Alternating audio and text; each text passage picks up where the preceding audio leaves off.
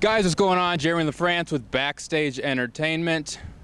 Lovely Omaha, Nebraska. We were just having this discussion too. So we're actually in Omaha. Yeah. But on the other side of the river, on the Iowa side, is Council Bluffs. Council Bluffs, Iowa, yeah. Exactly. So every time that you play either Council Bluffs or Omaha, you got to mention the other city. Yeah, definitely. Other parts of the country that are just like that? Sauget, Illinois. I think it's Sauget or Sauget. I don't know how you pronounce it, but you see the Arc, like in St. Louis. So it's basically, they say you're technically playing a St. Louis show. So in Sauget, but it's Sauget, Illinois. Yeah. But you can throw a rock and see St. Louis.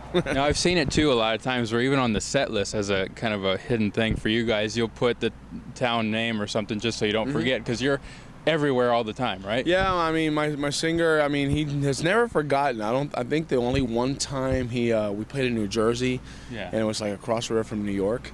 And he said, "Hey, what's up, New York?" Crowd didn't like that. Yeah. But in the 20 years we've been around, it's the only time he's actually done that. So. Yeah. Well, I know you got to be careful. Sometimes, up north we have, if you guys have ever played Sioux City or Sioux Falls, sometimes people will mix those up, and that's always not very good. Yeah, so. I've been in the area. We've played twice in each one of those towns, but I couldn't tell which one is which. So. Yeah. That's why a little hidden thing for you guys is to write on the set list or something. So. Okay. So the Poison Red is out now. 9th studio album now. 9th, yes. 9th national. 12th overall. Okay. Actually, yeah. So did you guys even think that 12 records would be possible? Well, I mean, when we got signed back in 2000, if you'd have told me that in 2016 I'll be doing an interview talking about my 9th record, I'd tell you crazy, But I thought maybe 3 records was.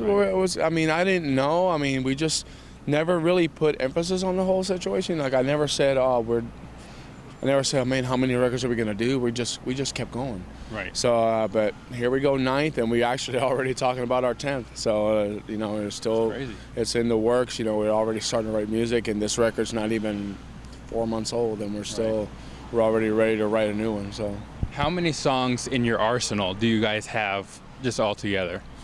I'd say maybe almost 200. Probably. So when we like considering demos and songs, songs that never made it to records, but like on actual records, I mean it's usually 10 to 14 a record. So I mean almost like 130 maybe. Yeah.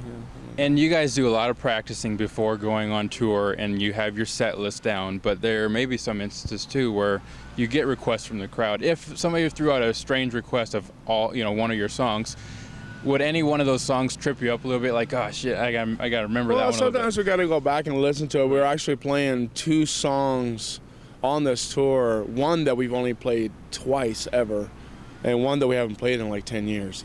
So it's hard when you have 9 records to pick. Cause you always gotta play your singles, and you gotta play sometime your crowd favorites. But sometimes we want to throw in like a little curveball here and there to kind of freshen it up. Like on this tour, we're not playing In the Air Tonight, and that's been the first time we haven't played that song. Really? In like almost since the record Recoil came out in 2004. Yeah. So for this set, we decided to not do it on this particular run. So. Did you get some fans that maybe not appreciative of that? Not because yet. Not yet. This is the 5th show. Nobody has said anything. Okay, so well, that's good. I mean, some people have seen the set list and have mentioned the song that Alive and... Well, actually, you know what? One guy did say something about In the Air Tonight. Just one dude on Facebook. But a lot of people have asked, where is Alive and Kickin'? Where is Misery? Where is Victim? It's hard no matter what set list. With 9 records, no matter what set list you put together, somebody is going to say, where's this one? Where's that one? We've had so many songs that have connected with people that... but we're playing a song on this tour called Breathe, which has been a song that has connected with a lot of people. We've never played it outside of just 2 times with the original lineup. Right. So now we're doing it, and it's coming up pretty good. So, mentioning In the Air Tonight, that's a huge cover for you guys. Did you think, or let me ask this: what was the process in choosing that song, and did you think it was going to be that big?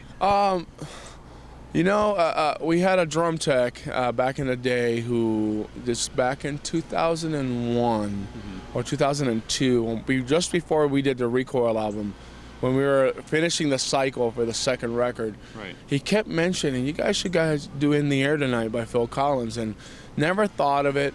So we went in the studio. Actually, 5 versions of that song exist that we did, that we recorded, and until the one, you know, that people are familiar with now. But did I realize it was going to be, I don't know if I consider it a big hit because it never really got a lot of play on the radio, Right. you know, but it does get played in every single friggin' sports stadium around the world. Right. And like the Miami Dolphins actually come out to the field to that song. And we've played it at Panthers home games in Florida when we were living in Florida. We opened 2 years in a row, played at the arena. We played that song. That was their fight song or whatever. So, but did I ever think it was going to get big, be as requested? No. But the thing is, when we go out and play, we went out with Disturbed in March. When we played it, the crowd would just knew the lyrics because they knew the song, not because they knew our version. They just know the song. So it's a fun song to play because, I mean, even if somebody has never heard our version, they know the lyrics and they just sing along. But honestly, I never thought it'd be, I mean, still to this day, it gets love all over the United States in every sports stadium. A lot of people have always asked about the song, you know, and especially since it was in the Miami Vice soundtrack, it definitely was, that was very helpful for us. It's been a helpful song. I mean, it's definitely further our career. Right. I mean, I don't complain. Thank you, Phil Collins, by the way. So I'm not complaining.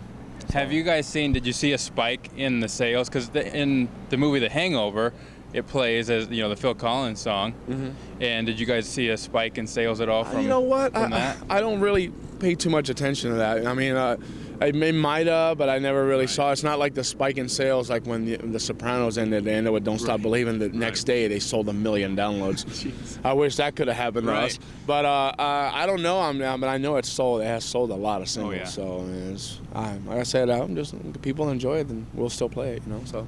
Here's a fun one, and don't hold back. Okay. What interview questions do you hate to answer? Because you've done countless interviews, I'm sure, throughout the years. Well, I mean, it depends. I mean, when somebody who's interviewing us for the very first time or like maybe does not know much about the band, like I appreciate when somebody does their research. Actually, you're asking me about In the Air Tonight. You've done your research, you know. Like I'm a fan. a lot of people ask, who are your influences? How did you get started? Where did the name come from? It's just those get old, but I still answer them. I mean, I don't get upset with them or nobody, you know. But I wish more people would do more research when it came to the bands that, you know, they're interviewing. Like when I was doing some interviewing back in the day, I would try to find all the information that I could before I went in, and I go in and ask questions that, you know, like that would say, wow, you know about that. So, you know, and you know, you can go to Wikipedia. I mean, Wikipedia's very.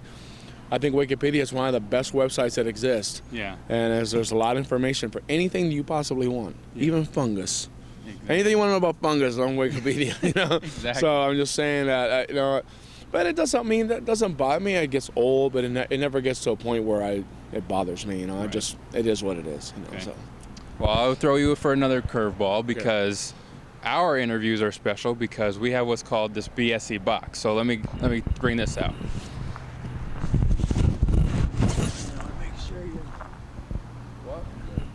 Yeah, so come on up here. Come on up here.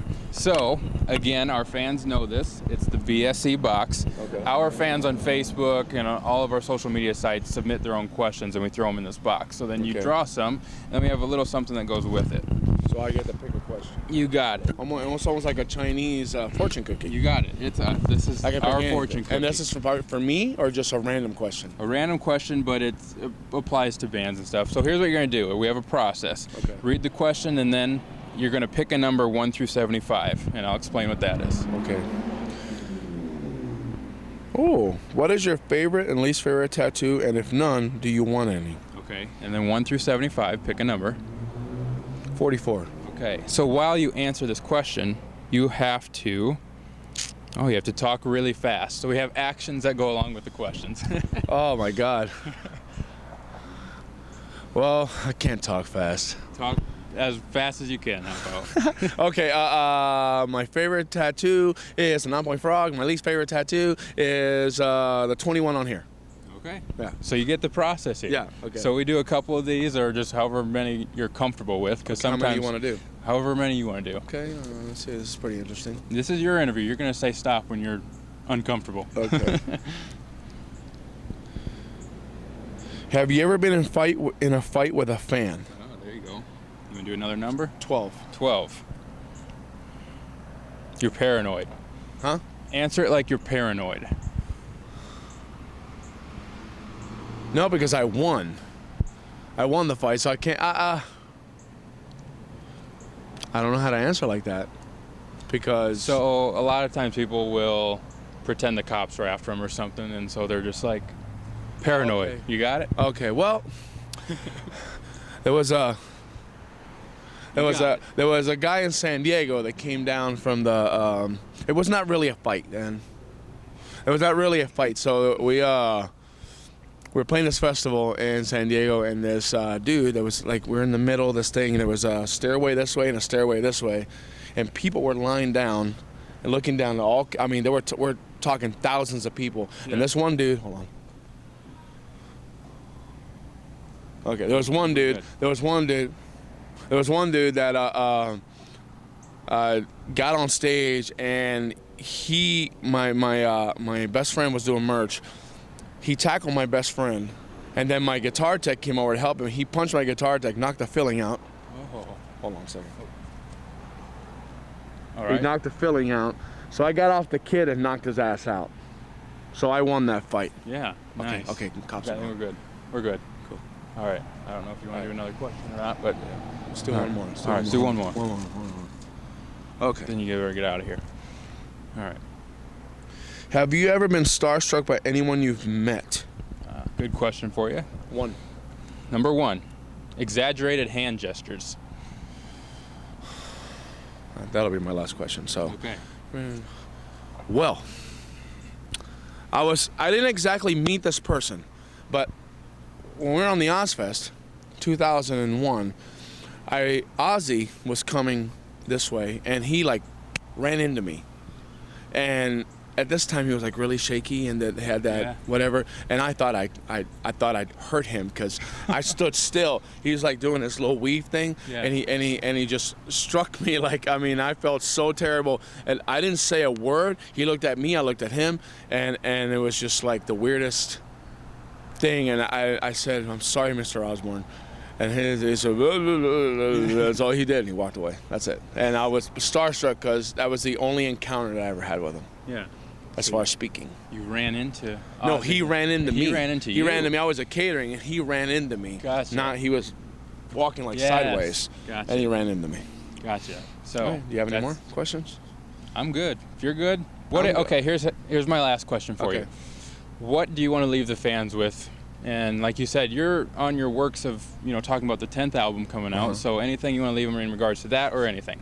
Not right now. I mean, we're still writing it. 2017 is going to be basically a lot of touring. Right. We did confirm for a tour. We can't announce yet. We got confirmed for a tour yesterday. And it's going to be us supporting a bigger band.